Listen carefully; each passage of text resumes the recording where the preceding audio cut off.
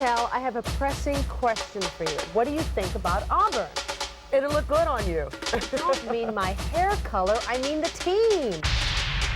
Oh, well, you know, winners never lose, but cheaters never win. So what about Notre Dame, then? That Lou Holtz is such a geek. Holtz, a geek? Yeah, I think you're right. What about West Virginia, then? Uniforms are really, really ugly. Yeah, I don't think so. You're right. Bad uniforms never win. What about Nebraska? Are you kidding? They may rule the Big 8, but they're 17-point underdogs in the Orange Bowl. Wow, I'm impressed. So who is favored to beat them by that much? The Noles. Oh, I see. Aren't you kind of impressed with my sports knowledge? Yeah, and I'm impressed somebody told us what to say, too. Well, that settles it, I guess. And that means the 7:30 girls say, Florida State.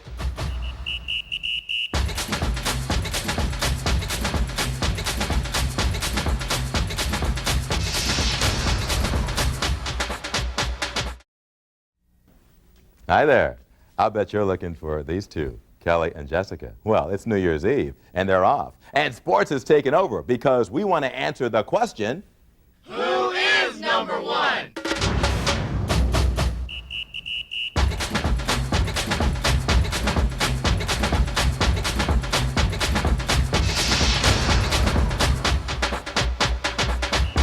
who is number one? Is it Bobby Bowden's powerful Florida State Seminoles with their high-flying Heisman Trophy-winning quarterback Charlie Ward? Is it Tom Osborne's Nebraska Cornhuskers, unbeaten but a big underdog to the Noles in the Orange Bowl? Don Nealon's West Virginia Mountaineers say they could be number one. They're unbeaten just like Nebraska. Lou Holtz's Fighting Irish says, why not us? We're the only team this year to beat the powerful Seminoles so far. And Terry Bowden says, don't forget my Auburn Tigers. We too are unbeaten. Just one problem we have, probation.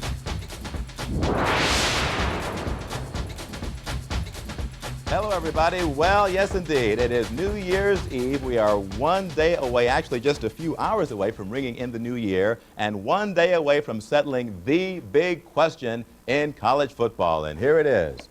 Who is number one? That is the big question in college football, and we may have the answer tomorrow night. We are live at Florida State's Orange Bowl headquarters, the Airport Hilton. It's kind of quiet here because lots of Noles fans went over to the Orange Bowl parade. Tomorrow, of course, the Noles hope to establish that they should be national champs by whipping unbeaten underdog Nebraska, Mr. Irving Fryer, in the Orange Bowl. But should the Noles stumble, then Nebraska could be number one, or it could be West Virginia, it could be Notre Dame. They could stake a claim for the top spot. In the next half hour, we will debate this raging question about who is number one, plus Bobby Bowden. Irving Fryer is here. He'll join us live. And also Jay Heiler will join us live from Arizona. He is hanging out with the Canes, who for a change are not number one. So let's kick it off first with a look at all the contenders for the crown.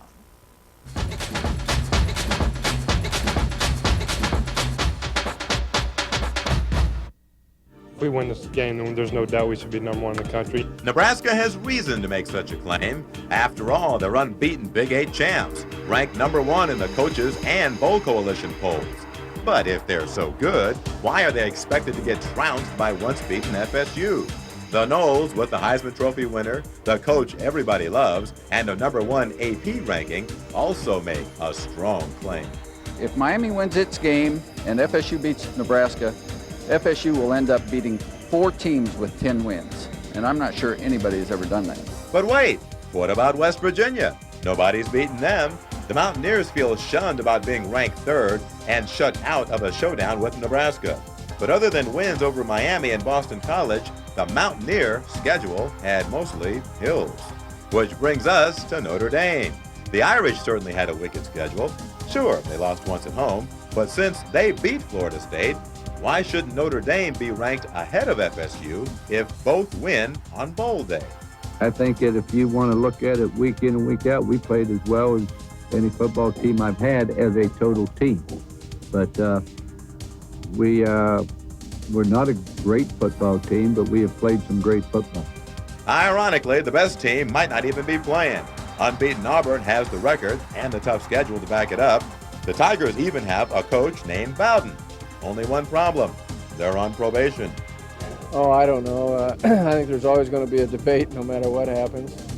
Probably true, Coach, but in the minds of the two teams meeting in the Orange Bowl, this game is winner take all.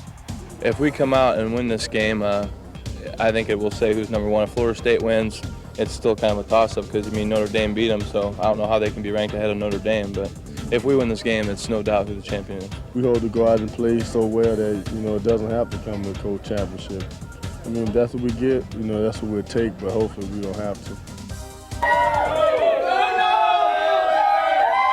Well, there you see, the Seminole fans are here at the Airport Hilton. They are convinced that they'll be chopping a lot tomorrow, that the Noles will indeed live up to their top billing. The Noles, huge 17-point favorites in this showdown at the OB with Nebraska. And let FSU coach Bobby Bowden tell it, that is not necessarily a good thing.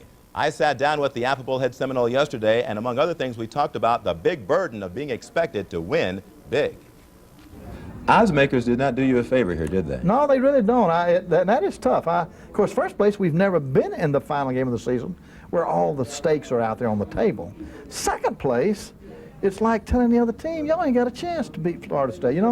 That just fires them up. That makes a team out of them.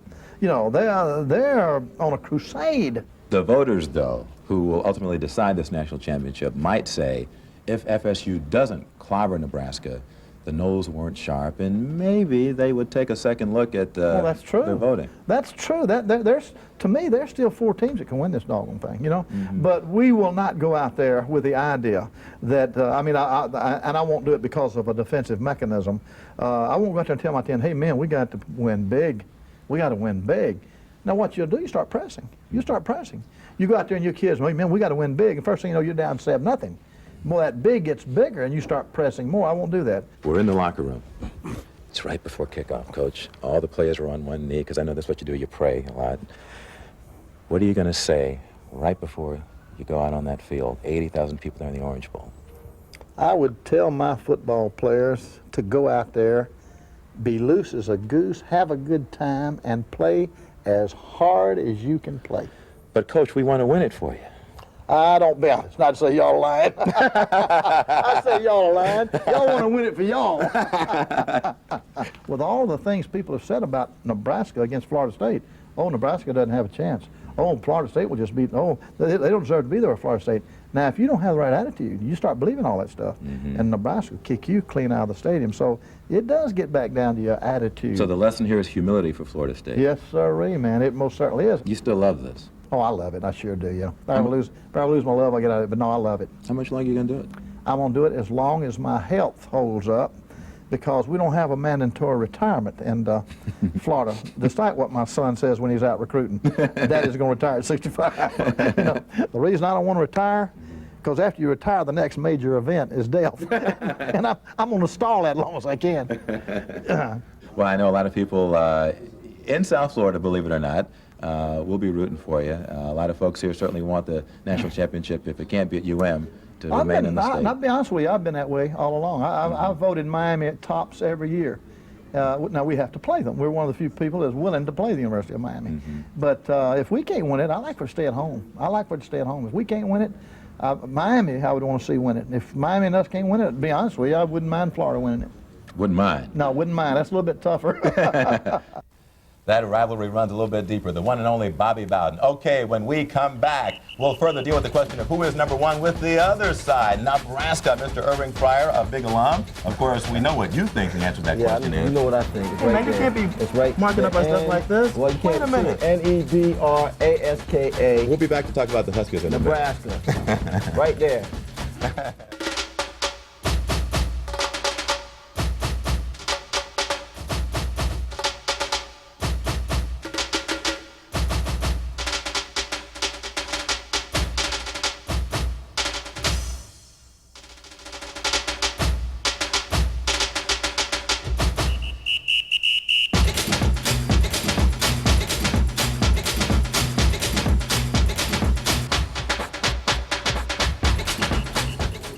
Welcome back to our Sports Extra Special, Who is Number One? We are live in the den of the Noles headquarters, but the lone Nebraska dissenter, Mr. Irving Fryer, And look what he's doing, folks. Mr. Graffiti, we should call him, writing in Nebraska here under our question, who is number one? Irving, why do you think... I wasn't finished yet. Oh, I see. Why do you think the Huskers are going to win when everybody says they're going to get killed? Well, that's usually what happens. We were supposed to win 10 years ago, and we got killed. Yeah. No, it went down to the last play of the game, and it was a great game. It was very exciting for the fans, but unfortunately, we didn't come out on top. Bobby Bowden is talking about the pressure of being the favorite. Did you guys feel that in that game 10 years ago? Well, yeah, we were ranked number 1 before the season even started, and we went 12-0, and everybody was expecting the world from us. So it kind of added a little pressure to us. We were pretty cool about it, but when we did lose, it made it that much worse. Tom Osborne still the head man there. He was there 10 years ago against Howard Schnellenberger, and as you said, it was a great game, a shootout, a play that lives in infamy. Irving, Don't you show this pass. Don't show this pass. You're a Pro Bowl receiver now, so you wouldn't drop this anymore. That hurt. I was look. You were hurt then. I was gone. But you guys still scored. Yeah, we still had to get the 2-point conversion. We had to get the 2-point conversion to win the game. If we had kicked the extra point, that was a 2-point conversion there that they defended very, very well. In fact, Coach Oliver Dottie, that was our defensive coordinator, he was the defensive coordinator for the University of Miami at the time. And they did a great job of defending it. We didn't score. We didn't win. Something special about college football, isn't it? Yeah, you got the bands, you got it's a different type of crowd. It's a younger crowd, it's more exciting.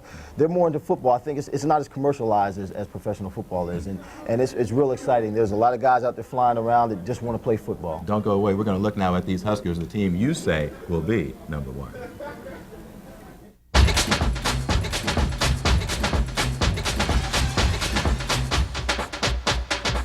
Stops here. If Nebraska needed any motivation to play this game, the bookies in Vegas gave it to them by making them 17-point underdogs. Never before has a top-ranked team been expected to lose a bowl game so badly. I feel somewhat disrespected. I mean, I don't want to get in this big thing about people not having any respect for us, but it's just another thing for us to prove. We take it as a challenge. We look forward to it. Yes, the Huskers have a little chip on their shoulder. They resent being portrayed as big old country boys with no chance against the sophisticated Seminole attack. They say being big underdogs simply gives them a big lift. So what you think? It's all right. You gonna handle them? Oh, yeah. What about the 17-point underdog stuff? Works out for Really? Nothing to lose. nothing. Go out and ball. Everything to gain. Everything to gain. A whole lot to gain respect. And a national championship. The Huskers are big and boring, but it has worked. They run the ball on offense and stop you on defense. Against Florida State, the game plan won't change. We're definitely going to have to control the line of scrimmage, try to, and have some long drives because anytime you put the ball in a guy like Charlie Ward's hands, he's going to make the most of his opportunities.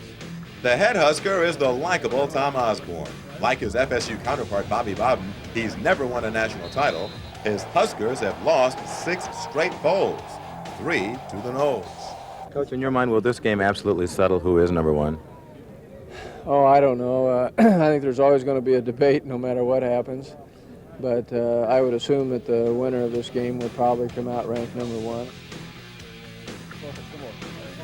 All right, we got a crowd here.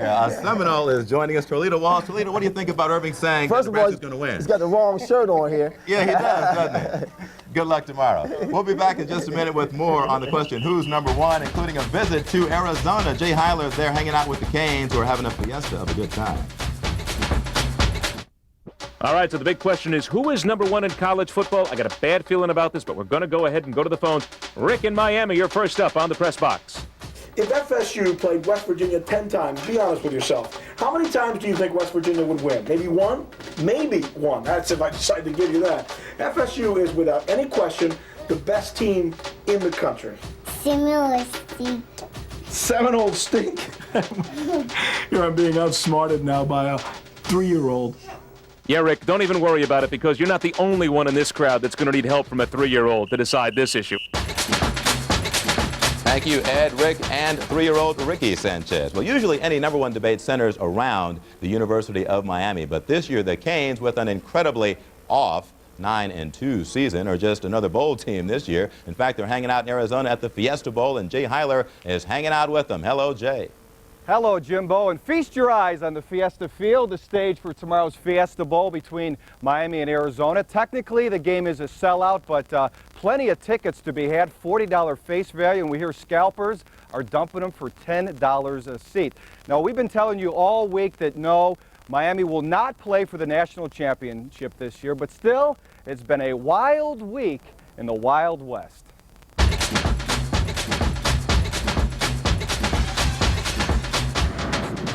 The Valley of the Sun, Phoenix, Arizona. Bright and early Monday morning, tucked beneath the mountain peaks, the Canes open practice.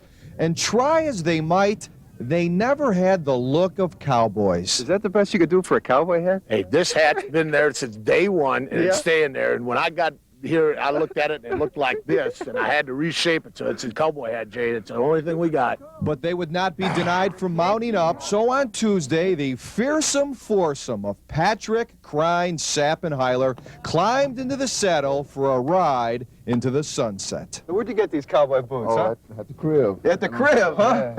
There must be the shoes. Yeah, somewhat like that. The shoes. The first animal I've seen or human that I've seen is bigger than one. I feel a little sorry for the horse. Yeah. On Wednesday, the coach's press conference. And Dennis, one question. Is your team motivated? I've been asked that question 2,897 times. And now it's 98, and I really appreciate it. And well, at least he can keep track. This morning, the Fiesta festivities hit downtown for parade gazing. Grand Marshal George Brett and UM's Paul D. were joined by a bevy of bands, floats, and wild women to go along with one lost Notre Dame fan. So Notre Dame should be the national champion. Well, let me tell you this scenario. Okay, scenario. Florida State wins tomorrow. I see. Notre Dame wins tomorrow. Okay. You got two teams with one loss. Okay, and how'd they do head-to-head? Head-to-head. Notre Dame kicked their panties. Yes, they did kick their fanny, and that's going to be Notre Dame's war cry that if both schools finish 11-1, that they deserve the national championship and not FSU. Now, when you spend a week at a bowl, you hear all kinds of interesting stories. The juiciest bit of information I heard is that Dennis Erickson is gone to the NFL. That's the word going around, and the job that he covets is the Phoenix Cardinals. Joe Bugle's job is on the line here. So wouldn't it be interesting if Dennis makes a return trip? He says he's very happy at Miami. Jim, it's just still a rumor, but if it does happen, remember, you heard it here first. All right, Jay. Live from Tempe, let's throw it back to you in Miami. All right, Jay, we appreciate the scoop, and don't go away. When we come back, the question of who's number one, again, lots of different answers. The mom of FSU cornerback Corey Sawyer says it's the Noles, but when we come back, the Mountaineers get their say. Don't go away. To the press box, everybody, here on 790 WMRZ. I'm Ed Berliner, the only day we've ever taken phone calls. And, folks, this is really starting to get ugly here, all right? One shot, who's number one in college football? We're going to rock and roll right through it. Here we go. Go for it. Yo, Ed, forget about Notre Dame. Forget about Nebraska. Boston College is number one. They beat Notre Dame at Notre Dame. West Virginia shouldn't be in the Sugar Bowl. They should be playing for number one. Auburn es número uno y nunca han perdido. It's got to be the Fighting Irish. They beat FSU. They may have lost to Notre Dame, but that was a fluke. If the Gators beat West Virginia, they're number one. That's it. That's it. I've had it. Look, that's it. That's it. Play the game. I'm tired of this. I don't want to hear anymore. Just play the game. Play the game. That's it. We're out of here. See ya. Ed, I know how you feel, and they're going to play a lot of games tomorrow. Well, the Florida Gators will not be number one, but they very well could have a say in who is. Of course, they face West Virginia in the Sugar Bowl. With more on that matchup, here is our own Sweetie Pie, Ed Berliner.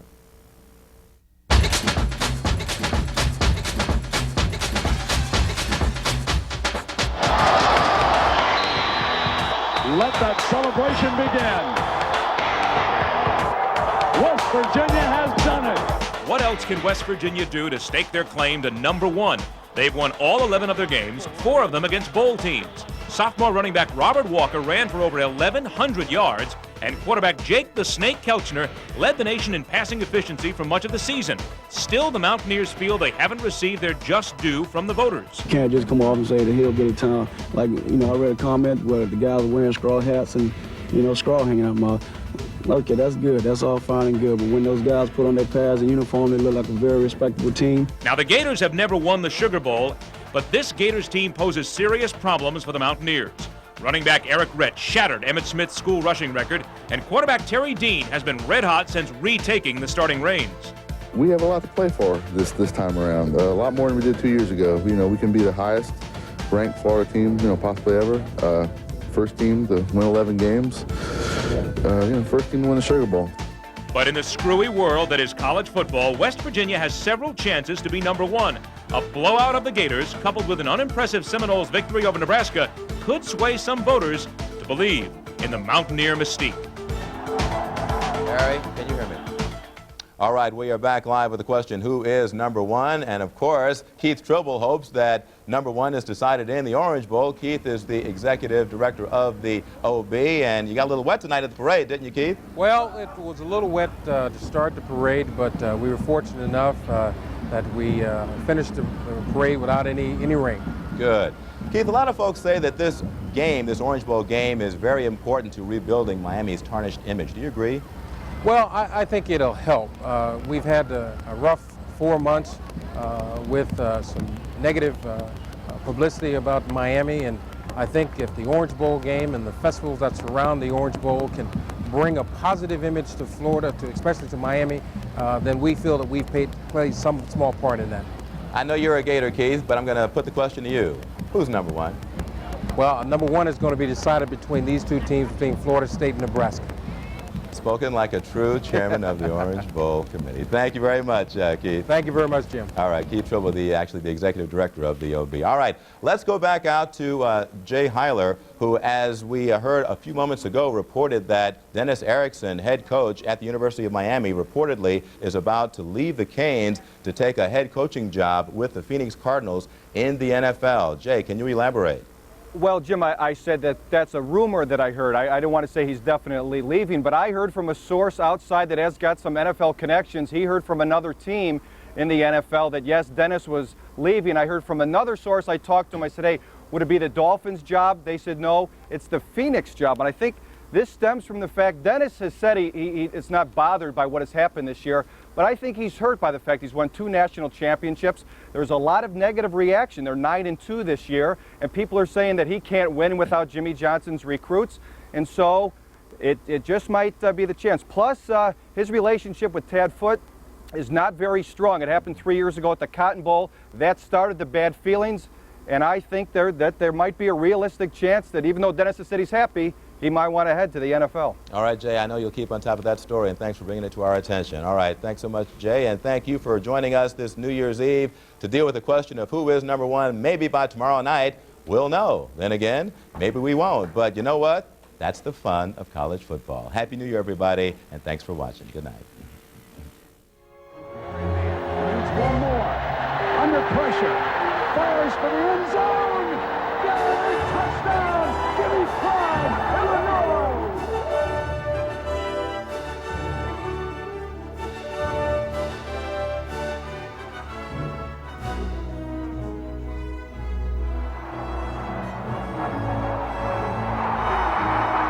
Here's Charlie to throw. Looking to his right. Now back to his left. Wide open. Sean Jackson. Touchdown. FSU. Wow, it looked easy. To the 30, 35, 40. He's up to the races. There he goes.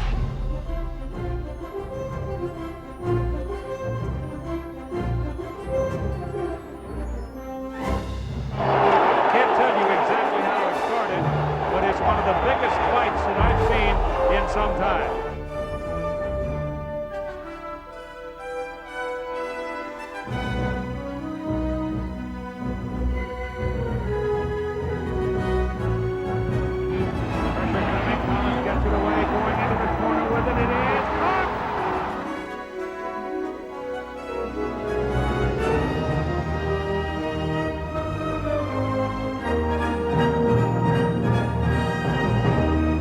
Kept it, throws it deep, it is for Jack Jackson, touchdown, Florida!